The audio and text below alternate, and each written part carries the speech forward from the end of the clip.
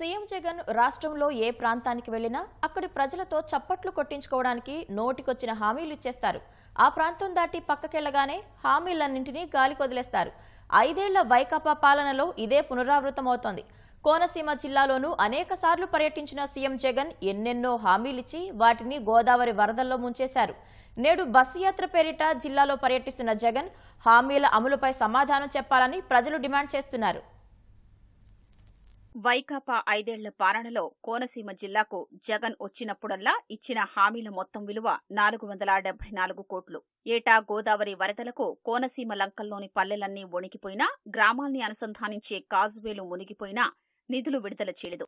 ప్రజల ఇక్కట్లు తీర్చలేదు. భూములు కోతకు గురికాకుండా రక్షణ గోడలు నిర్మించలేదు. కొబ్బరి రైతులకు గిట్టుబాటు ధర కల్పించలేదు. పరిస్థితులకు తగ్గట్లు మాటలు చెప్పి ఇక్కడి ప్రజల్ని నిండా ముంచేశారు. ఎన్నికల నేపథ్యంలో బస్సు యాత్ర చేపడుతూ నేడు జిల్లాకు రానున్న జగన్ హామీలపై సమాధానం చెప్పాలని ప్రజలు డిమాండ్ చేస్తున్నారు. 2019 నవంబరు 21న జాతీయ మత్స్యకార దినోత్సవం సభకొచ్చిన సీఎం జగన్ పోలవరం మండలం ఎదుర్లంకలో నది కోతకు గురవుతున్న లంక భూముల రక్షణకు శిలాఫలకం ఆవిష్కరించారు. 79.76 కోట్లతో పిచ్చింగ్, రివిట్మెంట్ పనులు చేస్తామని హామీ ఇచ్చారు. 4 ఏళ్లు గడిచినా పనులు మొదలు పెట్టలేదు. తీరా ఎన్నికలు సమీపించగానే 2 నెలల క్రితం హడావిడిగా రాళ్లు తెచ్చి గట్టుమీద వేశారు. ఈ వ్యవధిలో పనులు చేపట్టకపోవడం వల్ల 200 ఎకరాల కొబ్బరి తోటలు కనుమరుగయ్యాయని రైతులు వాపోతున్నారు. ఇక్కడ ఎమ్మెల్యే కాసేపటి కిందట మాట్లాడుతూ నాతో తొగరపాయ బ్రిడ్జ్ కావాలి అని, అప్పన్నపల్లి లిఫ్ట్ కావాలని, మొండేపులంక ఛానల్ మోడర్నైజేషన్ కావాలి అని, ఈ మూడింటిని కూడా శాంక్షన్ చేస్తా ఉన్నానని చెప్పి ఈ సందర్భంగా ఇది కూడా తెలియజేస్తా ఉన్నాను. 2021 నాడు నేడు రెండో దశ పనులు ప్రారంభించినప్పుడు సీఎం జగన్ ఇచ్చిన హామీలివి. వీటిలో ఏ ఒక్కటీ నెరవేరలేదు. ఐనవిల్లి మండలం వెదురుబిడంలో 40 కోట్ల రూపాయలతో ఎత్తైన కాజ్వే నిర్మిస్తామన్నారు. ధవళేశ్వరం బ్యారేజీ వద్ద 2 ప్రమాద హెచ్చరిక జారీ చేసినప్పుడల్లా వెదురుబిడం కాజ్వే మునుగుతోంది.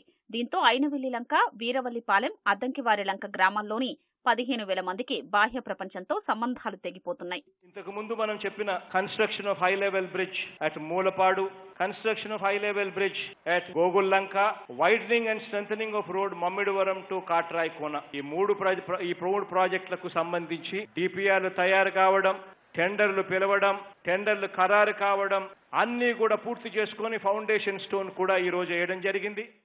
కోనసీమ జిల్లా పోలవరం మండలం మురమళ్లలో నిర్వహించిన మత్స్యకార భరోసా కార్యక్రమానికి హాజరైన సీఎం జగన్ చెప్పిన మాటలివి.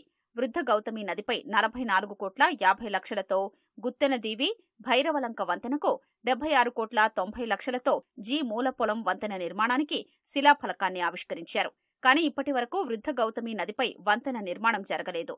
ఫలితంగా గోగుల్లంక, భైరవలంక గ్రామస్తులు నిత్యం పంటుపై రాకపోకలు సాగిస్తున్నారు. ఆయా గ్రామాల నుంచి రోజు 60 మంది విద్యార్థులు పంటు మీదుగా వేమవరంలోని పాఠశాలకు వెళుతున్నారు. వరదల సమయంలో పంటు నిలిపేయడంతో ఆ దీవుల్లోనే బిక్కుబిక్కుమంటూ గడుపుతున్నారు. మరోవైపు మూల పొలం వంతెన పనుల్లోనూ ఎలాంటి పురోగతి లేదు. దీంతో పోలవరం, కాట్రేనికోన మండలాల పరిధిలోని 8 గ్రామాలకు చెందిన 30,000 మంది ఇబ్బంది పడుతున్నారు. కాకినాడ, ఇతర ప్రాంతాలకు వెళ్లేందుకు 20 కిలోమీటర్లు అదనంగా ప్రయాణించాల్సొస్తోంది.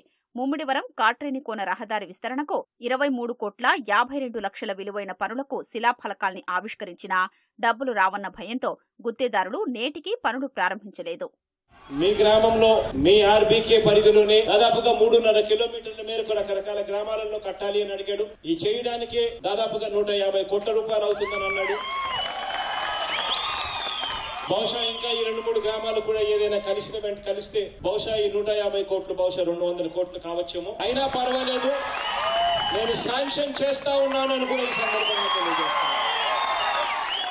విన్నారుగా, గోదావరి వరదల సమయంలో ముంపు గ్రామాల్లో పర్యటించినప్పుడు సీఎం జగన్ ఇచ్చిన హామీలివి. గోదావరి పరివాహక ప్రాంతాల్లోని పొట్టిలంక, ఠాణేలంక, కూనలంక, గురజాపులంక, వివేకానంద వారధి, కొండుకుదురు పరిధిలో కోత నివారణకు రక్షణ గోడ నిర్మిస్తామన్నారు. 3.5 కిలోమీటర్ల మేర నిర్మాణానికి 150 కోట్లు మంజూరు చేస్తున్నట్లు చెప్పినా ఇప్పటికీ పనులు మొదలు కాలేదు. వరి పంట కోతల సమయంలో మిగ్జాం తుపాను విరుచుకుపడ్డంతో పలుచోట్ల ధాన్యమంతా కల్లాల్లోనే తడిసిపోయింది. తేమ, ఇతర నిబంధనలు పక్కనబెట్టి ధాన్యాన్ని కొనుగోలు చెయ్యాలని సీఎం అధికారుల్ని ఆదేశించారు. అయితే సీఎం ఆదేశాలు క్షేత్రస్థాయిలో ఏమాత్రం అమలు కాలేదు. దీంతో వరి పంట సాగు చేసిన రైతులు తీవ్రంగా నష్టపోయారు. కోనసీమ అంటేనే కొబ్బరి తోటలకు ప్రసిద్ధి. కొబ్బరి ఉత్పాదకతలో దేశంలోనే మొదటి స్థానంలో ఉంది. గోదావరి జిల్లాల్లో 1,26,000 ఎకరాల్లో జరిగే కొబ్బరి సాగుపై 3 లక్షల మంది రైతులు ఆధారపడ్డారు. గిట్టుబాటు ధర లేక వారి పరిస్థితి దయనీయంగా మారింది. క్వింటాలు కొబ్బరి గిట్టుబాటు ధర 15,000 కాగా 12,000 కూడా రావటం లేదు. పైగా 5% జీఎస్టీ చెల్లించాల్సొస్తోంది. ఇక్కడ పరిస్థితి ఆశాజనకంగా లేకపోవడంతో ఉపాధి కోసం పలువురు తమిళనాడు, కేరళ వెడుతున్నారంటూ ప్రతిపక్ష నేతగా ఆవేదన వ్యక్తం చేసిన జగన్ సీఎం అయ్యాక వారి జీవితాల్లో వెలుగులు నింపేలా ఎలాంటి చర్యలు తీసుకోలేదు.